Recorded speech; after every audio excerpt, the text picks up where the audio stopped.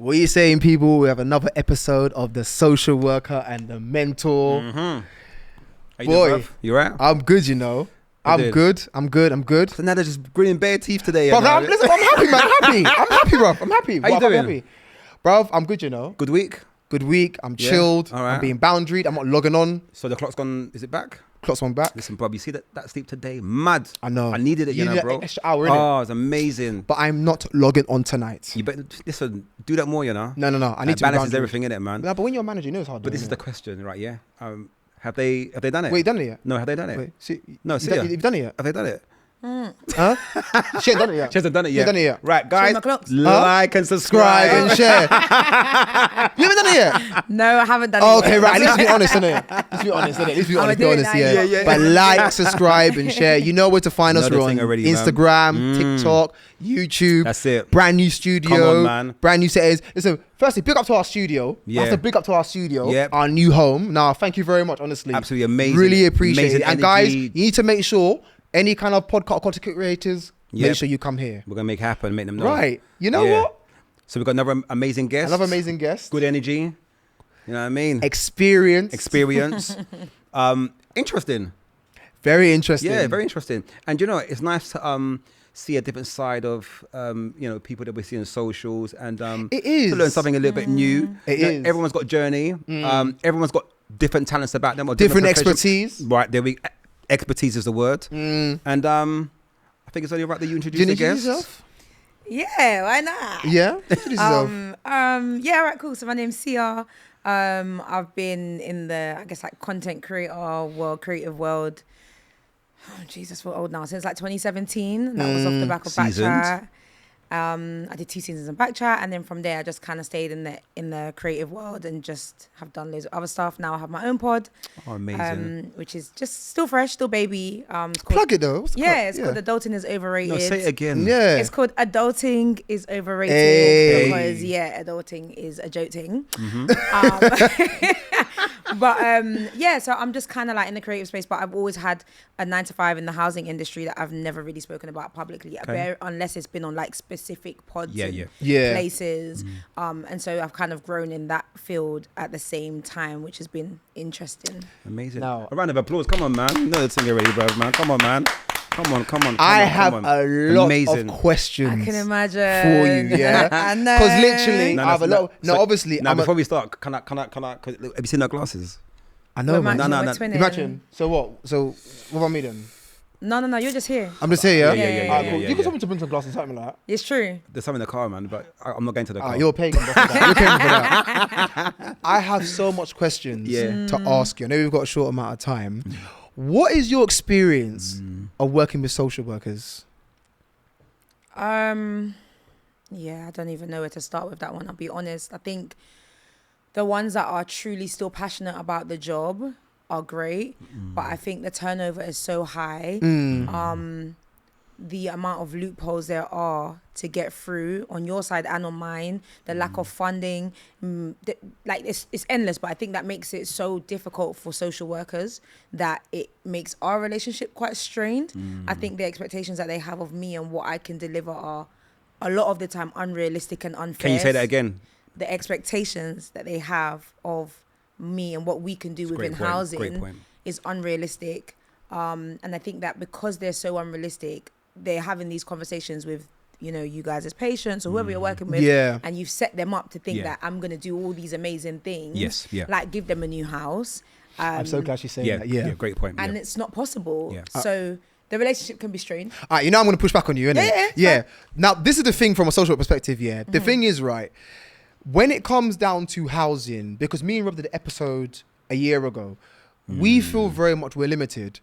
We try and speak to the families to say that it's not that we have to direct them towards housing. So often we don't always feel equipped because it's like we have to jump through different housing departments, and sometimes here we kind of feel as though that actually we're internally housing not speaking to it to each other, whether it's a housing officer or rent officer. So it's often when families are speaking to us, it's like, but we've done our part. So then we get frustrated with your sector because it's like, well, they're asking us, but you guys have the answers. Do you know what I'm saying? That's the difficulty that we have really. But what do you think is the issues are? Because obviously, yes, you've already said it's the expectations, but do you feel it's to do with the communication? You know, there's a big house. What do you think the issues are? I think we're dealing with multiple things at one time, and I think that's the problem.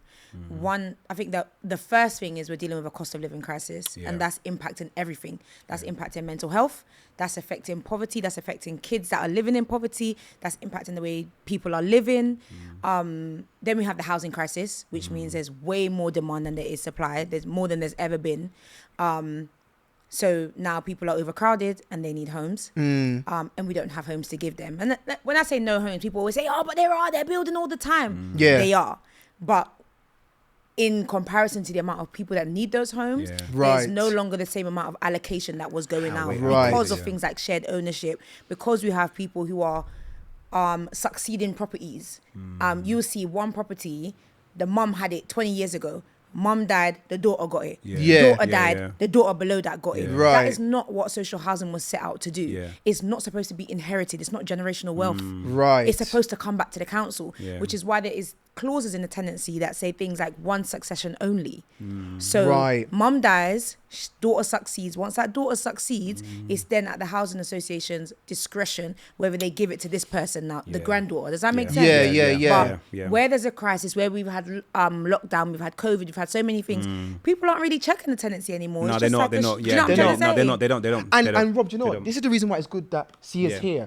This is what is not spoken about. And you're talking about Sia. A lot of it is to do with like I'm not gonna say the red tape, but a lot of it is the blueprint, the small print. It's the red tape as well. Do you know what I'm saying? And this is the part that I think where me as a social worker will often struggle, because obviously what you've told me just now on this pod, I actually didn't have. I had that knowledge, but not as in depth as how you've kind of broken it down.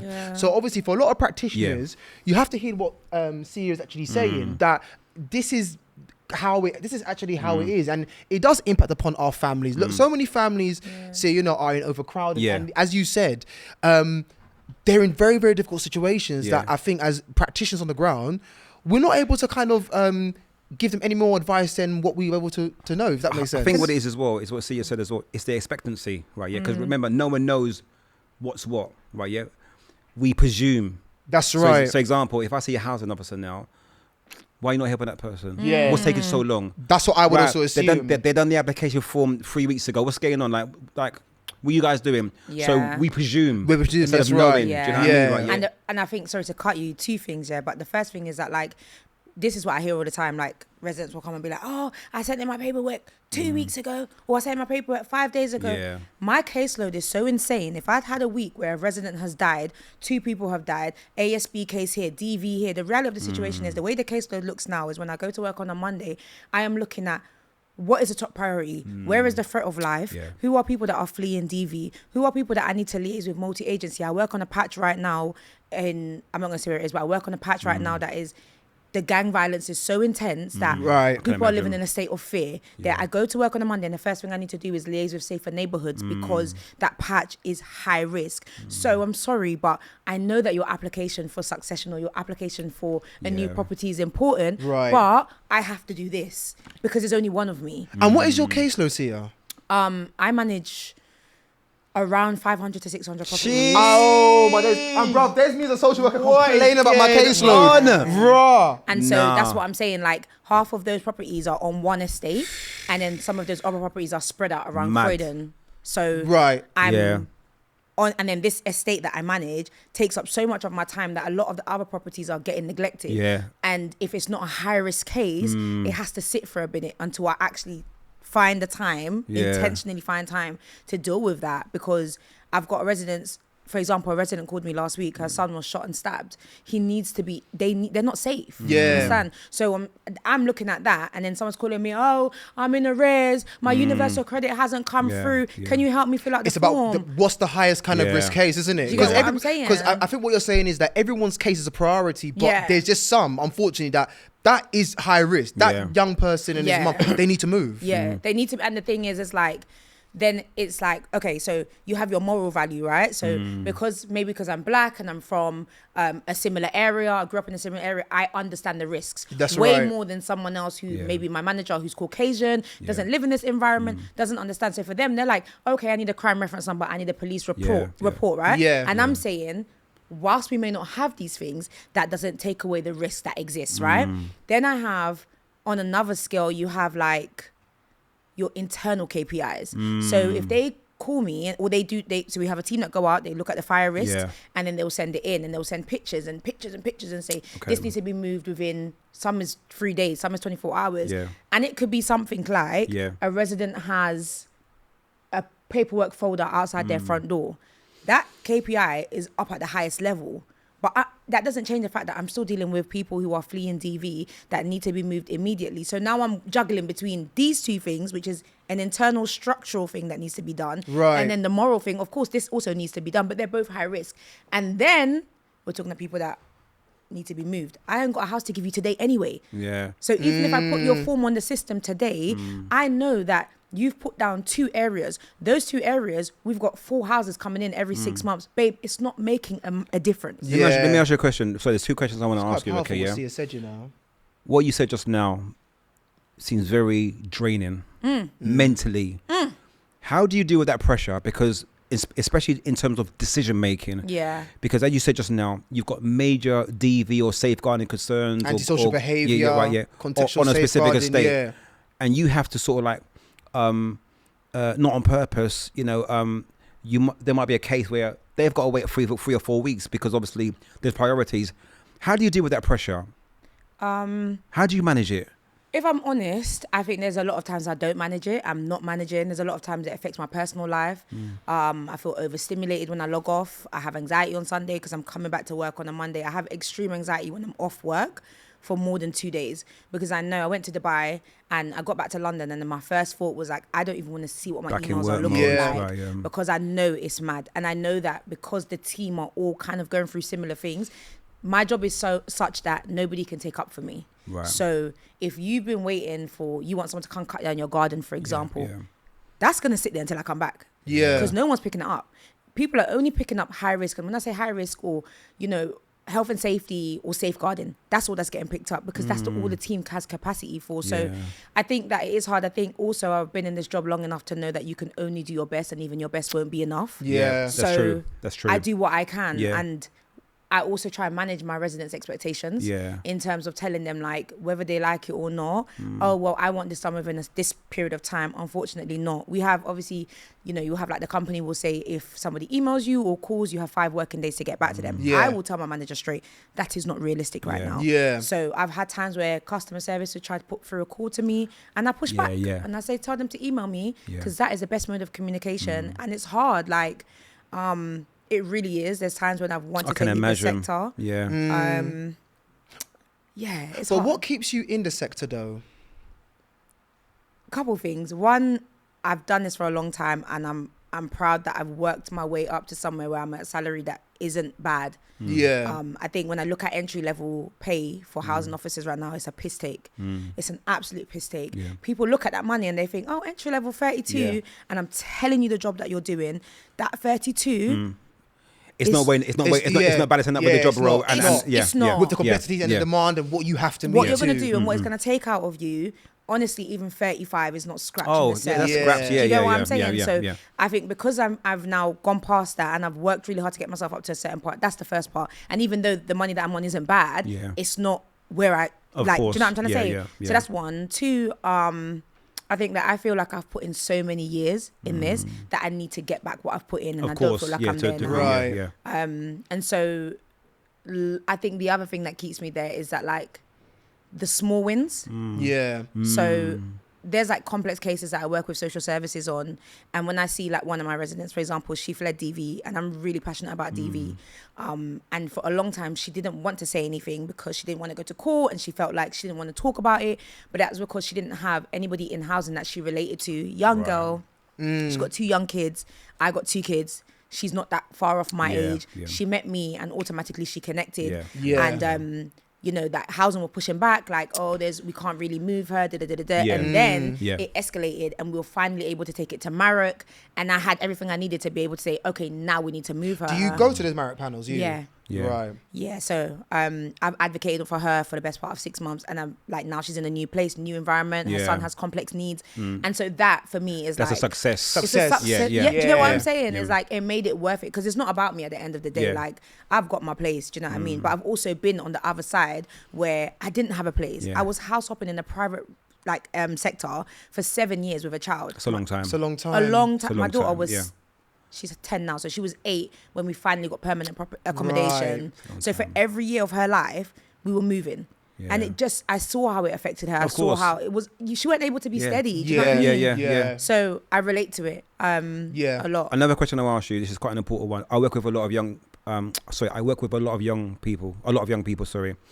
And once they hit a particular age and social care are not involved in their life, housing is extremely difficult. Yeah. So I'll give you a prime example. So a couple of weeks ago, and this happens to me all the time. Young person ring me, Robert, I'm homeless.